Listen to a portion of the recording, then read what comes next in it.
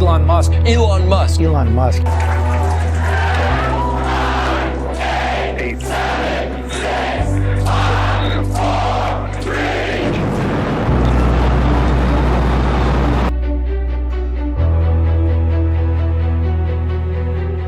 तो कहानी की शुरुआत होती है 28 जून 1971 साउथ अफ्रीका में, जहाँ पे इलॉन मस्क का जन्म होता है। जब इलॉन बस 10 साल के थे तब उनके पेरेंट्स का डिवोर्स हुआ था। नेचर से इलॉन बहुत ज्यादा इंट्रोवर्ट थे एंड इसी नेचर की वजह से स्कूल में उनको बहुत ज्यादा बुली किया जाता था। जहाँ पे 10 साल की उम्र में हम सब खेलने में बिजी होते हैं, उसी उम्र में इलॉन को कंप्यूटर में इंटरेस्ट डेवलप हुआ एंड इसी इंटरेस्ट के चलते उन्होंने विदाउट किसी गाइडेंस कोडिंग अपने आप सीख ली। इतनी छोटी उम्र में ही इलॉन ने सब लाइब्रेरीज के बुक्स पढ़ लिए थे एंड फिर भी कुछ नहीं बचा तो इंसाइक्लोपीडिया तक पढ़ लिया था। जहाँ पे सिर्फ 12 साल की उम्र में हम घर वालों से चॉकलेट के लिए पैसे लेते थे, उसी एज में इलॉन ने ब्लास्टर नाम का कंप्यूटर गेम बना के एक कंपनी को $500 में सेल भी कर दिया।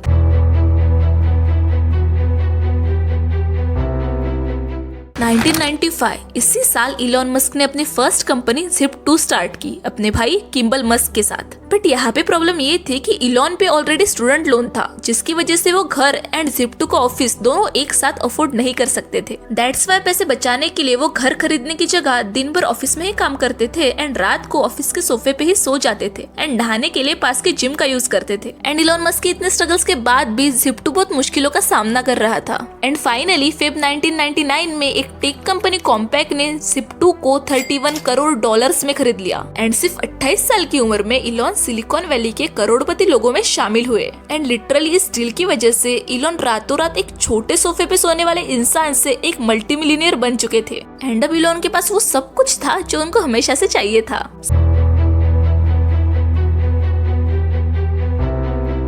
सिर्फ 28 साल की उम्र में Zip2 की हेल्प से मल्टी मिलियनियर बनने के बाद अगर कोई भी नॉर्मल इंसान होता तो वो पैसे कहाँ पे इन्वेस्ट करने हैं, कौन सा घर लेना है, कौन सी कार लेनी है, ये सब सोचता। बट इलॉन का थिंकिंग प्रोसेस हमेशा से ही एबनॉर्मल रहा है। Zip2 के मैसिव सक्सेस के बाद तुरंत उन पैसों से इलॉन मस्क ने अपने भाई किम्बल मस्क के साथ नेक्स्ट प्रोजेक्ट पे वर्क करना स्टार्ट कर दिया एंड फिर शुरुआत हुई X.com की, जिसको आज हम पेपाल बोलते हैं। इलॉन मस्क को लगता था कि मनी ट्रांजैक्शन की स्पीड बहुत स्लो है एंड फाइनेंशियल वर्ल्ड में अभी बहुत बदलाव करने की जरूरत है। दैट्स वाई उन्होंने पेपाल की शुरुआत की एंड Zip2 के एक्सपीरियंस की वजह से बहुत कम टाइम में ही पेपाल को स्केल किया and finally popular company eBay ने पेपाल को लिटरली $1500 में खरीद लिया एंड ये इलॉन मस्क की अब तक की सबसे बड़ी जीत थी। 2002 तक इलॉन मस्क 31 साल की उम्र में ही बिलियनियर बन गए थे, बट उनको लग्जरियस कार, लग्जरियस लाइफस्टाइल इन सब का इतना अट्रैक्शन नहीं था एंड इसीलिए बिलियनियर बनने के बाद भी अच्छी लाइफस्टाइल एंजॉय करना छोड़ के वो दिन भर ऑफिस में रहते थे एंड वीकली 80 आवर्स तक वर्क करते रहते थे।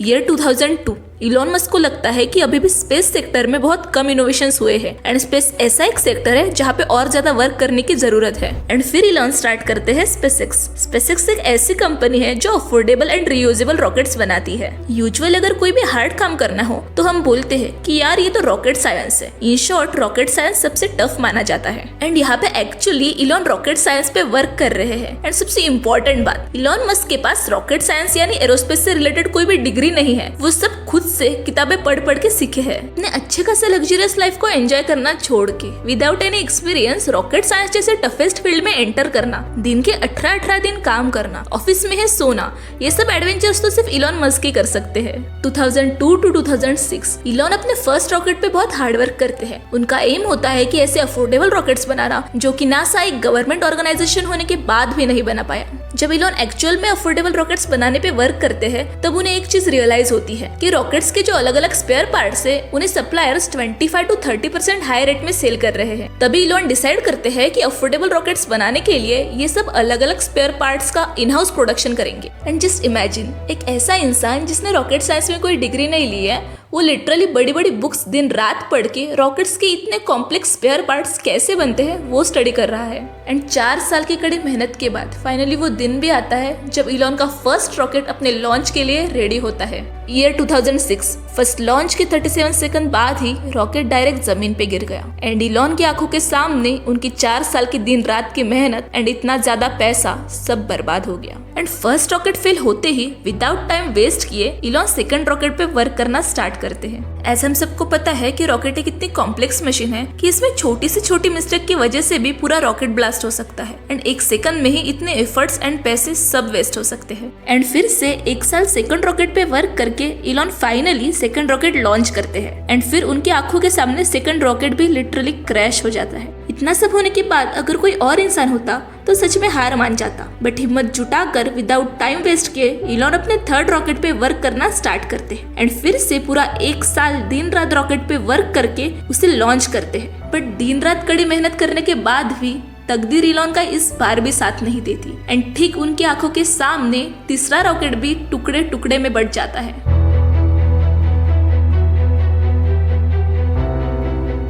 जस्ट इमेजिन, आपकी आंखों के सामने लगातार 1 नहीं 2 नहीं 3 रॉकेट्स के हजारों टुकड़े हो गए। इतना ज्यादा पैसा एंड टाइम एक ही बार में सब खत्म हो गया। एंड सबसे वर्स्ट बात ये थी कि पेपाल के सक्सेस से जितने भी पैसे इलॉन को मिले थे उनसे लग्जरियस कार या घर खरीदने की जगह इलॉन ने सब स्पेसएक्स में इन्वेस्ट किए थे। एंड अभी लगातार 1 नहीं 2 नहीं 3 रॉकेट्स के फेलियर के बाद इलॉन के पास कुछ भी नहीं बचा था। और तो और इस बड़ी हार के बाद स्पेसएक्स के सारे बड़े बड़े इंजीनियर निराश होकर कंपनी छोड़ के चले जाते हैं, बट इलॉन के दिमाग में अभी भी सिर्फ एक ही चीज चल रही होती है, रॉकेट का 4th लॉन्च। बट अभी सबसे बड़ी प्रॉब्लम ये थी कि कंपनी का ऑलरेडी भारी नुकसान हो चुका था एंड इलॉन के पास उनकी कुछ कीमती चीज सेल करने के बाद बस इतना ही पैसा बचा था कि वो आखिरी लॉन्च कर सके। एंड प्रॉब्लम्स तो खत्म होने का नाम ही नहीं ले रही थी। कंपनी की इस फेल्योर की वजह से बड़े बड़े इंजीनियर्स कंपनी छोड़ के चले जाते हैं एंड न्यू इंजीनियर्स हायर करने के लिए अभी इलॉन के पास पैसे भी नहीं थे। इलॉन दिन के 18 घंटे ऑफिस में ही रहते थे एंड उनको इस प्रोजेक्ट के बारे में ऑलरेडी बहुत नॉलेज था। दैट्स व्हाई इलॉन डिसाइड करते हैं कि वो खुद ही स्पेसएक्स के चीफ इंजीनियर बनेंगे। जस्ट इमेजिन, एक ऐसा इंसान जिसने रॉकेट साइंस में कोई डिग्री नहीं ली है, वो खुद सब सीख के किताबें पढ़ के इतने रिस्की प्रोजेक्ट पे वर्क करना स्टार्ट करता है एंड दिन रात एक करके वो दिन भी आता है जब स्पेसएक्स का 4th रॉकेट लॉन्च के लिए रेडी होता है। बेसिकली स्पेसएक्स का 4th रॉकेट इलॉन के लिए डू एंड डाई सिचुएशन जैसा था। एज एक छोटी सी मिस्टेक से पूरा रॉकेट ब्लास्ट हो सकता था एंड अभी इलॉन के पास नेक्स्ट रॉकेट लॉन्च करने के लिए कुछ भी पैसे नहीं बचे थे। इलॉन ने अपनी सारी आखिरी कमाई इसी रॉकेट में लगा दी थी and finally 4th rocket launch होता है एंड पूरी दुनिया एक ऐसा नजारा देखती है जो किसी ने आज तक नहीं देखा। स्पेसएक्स का 4th रॉकेट सक्सेसफुली लॉन्च होता है एंड स्पेसएक्स इतनी अफोर्डेबल प्राइस में रॉकेट लॉन्च करने वाली वर्ल्ड की पहली कंपनी बन जाती है। एंड अब इलॉन मस्क के स्पेसएक्स ने कुछ ऐसा कमाल करके दिखाया था जो नासा एक गवर्नमेंट ऑर्गेनाइजेशन होने के बाद भी नहीं कर पाई थी। जहाँ पे एक रॉकेट लॉन्च करने में नासा 14,500 करोड़ स्पेंड करता है, वही सेम लॉन्च स्पेसएक्स ने 14 करोड़ में करके दिखाया, जो कि 0.1% ऑफ नासा टोटल कॉस्ट था। एंड आप सबको जानकर हैरानी होगी कि स्पेसएक्स के इस 4th रॉकेट की सक्सेस की वजह से खुद नासा ने स्पेसएक्स से इस अफोर्डेबल रॉकेट्स के लिए बहुत बड़ी डील की एंड नासा की इस बड़ी डील की वजह से इलॉन की स्पेसएक्स फिर से प्रॉफिटेबल कंपनी बन गई। एंड उस दिन के बाद से इलॉन रुकने का नाम नहीं ले रहे हैं एंड एक के बाद एक सक्सेसफुल लॉन्च कर रहे हैं। फर्स्टली आप सबको दिल से थैंक्स कि आपने एंड तक डॉक्यूमेंट्री देखी एंड बेसिकली इसमें से ऐसे बहुत सारे पॉइंट्स हैं जो मैंने मिस किए हैं बिकॉज मैं चाहती थी कि मैं वही पॉइंट्स हाईलाइट करूँ जो बहुत ज़्यादा इंपॉर्टेंट है। And please let me know कि अगर मैंने किसी जगह पे कोई मिस्टेक की है या फिर कहीं कुछ इंप्रूवमेंट करनी है। एंड अगर आप सबको ये डॉक्यूमेंट्री इंटरेस्टिंग लगे तो make sure you share and subscribe.